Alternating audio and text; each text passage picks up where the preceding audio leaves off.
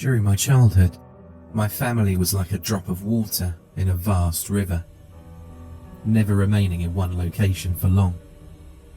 We settled in Rhode Island when I was 8, and there we remained until I went to college in Colorado Springs. Most of my memories are rooted in Rhode Island, but there are fragments in the attic of my brain which belong to the various homes we lived in when I was much younger. Most of these memories are unclear and pointless. Chasing after another boy in the backyard of a house in North Carolina, trying to build a raft to float on the creek behind the apartment we rented in Pennsylvania, and so on. But there's one set of memories which remains as clear as glass, as though they were made just yesterday. I often wonder whether they're simply lucid dreams produced by the long sickness I experienced that spring. But in my heart, I know they're real.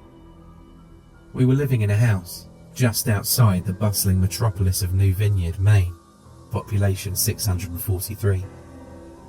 It was a large structure, especially for a family of 3.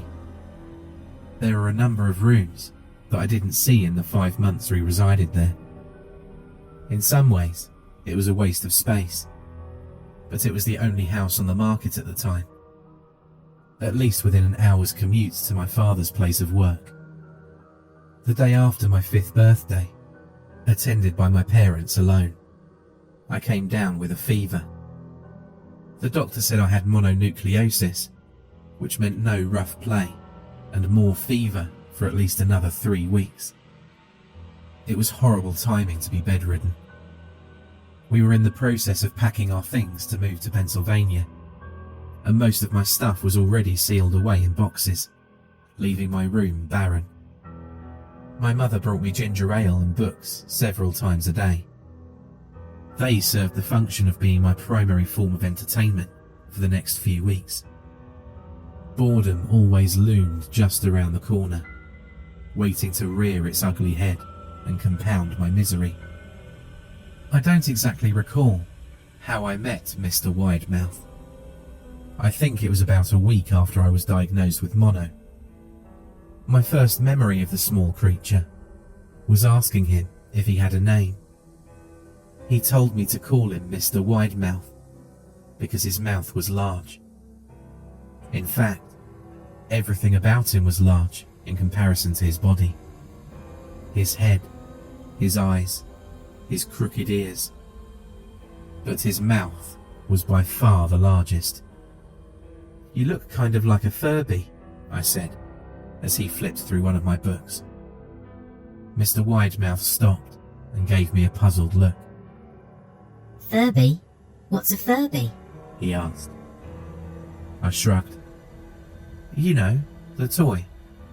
The little robot with the big ears. You can stroke and feed them, almost like a real pet." "Oh." Mr. Widemouth resumed his activity. "You don't need one of those. They aren't the same as having a real friend." I remember Mr. Widemouth disappearing every time my mother stopped by to check in on me. "I lay under your bed," he later explained. "I don't want your parents to see me, because I'm afraid they won't let us play anymore." We didn't do much during those first few days. Mr. Widemouth just looked at my books, fascinated by the stories and pictures they contained. The 3rd or 4th morning after I met him, he greeted me with a large smile on his face. "I have a new game we can play," he said. "We have to wait until after your mother comes to check on you, because she can't see us play it. It's a secret game." After my mother delivered more books and soda at the usual time, Mr. Widemouth slipped out from under the bed and tugged my hand. "We have to go to the room at the end of this hallway," he said.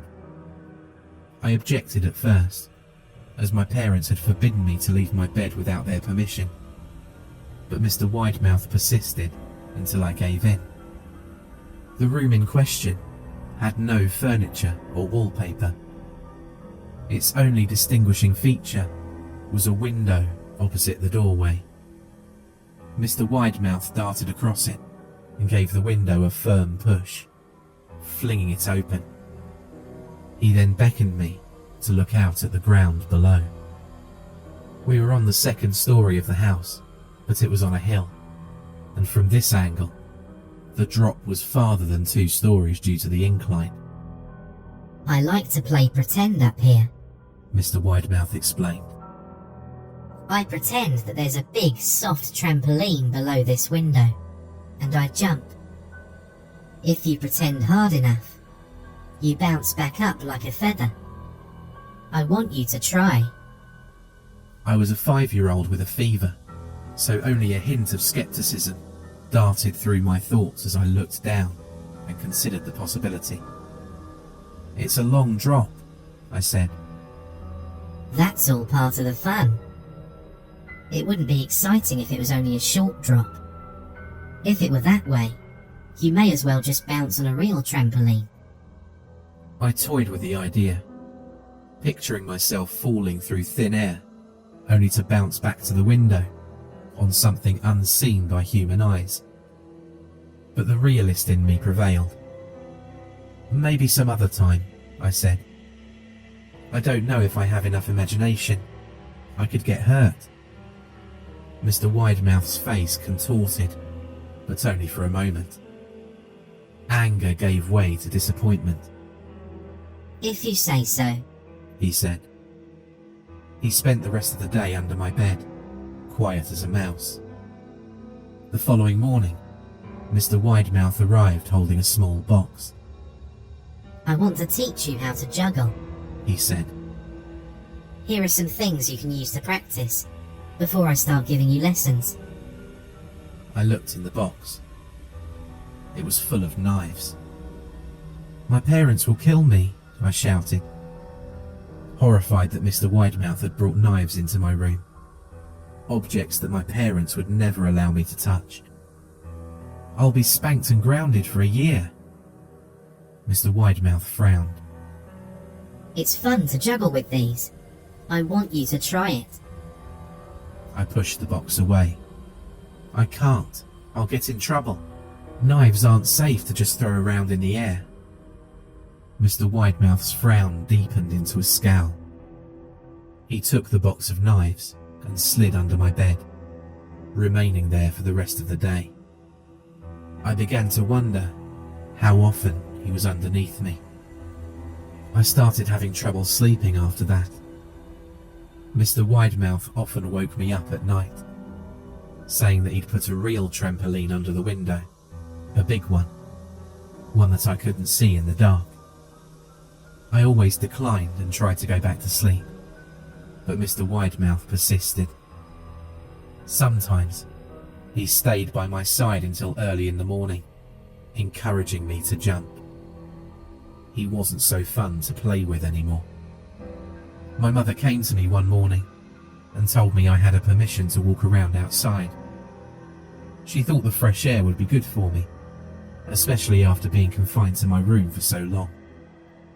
Ecstatic, I put on my sneakers and trotted out to the back porch, yearning for the feeling of the sun on my face.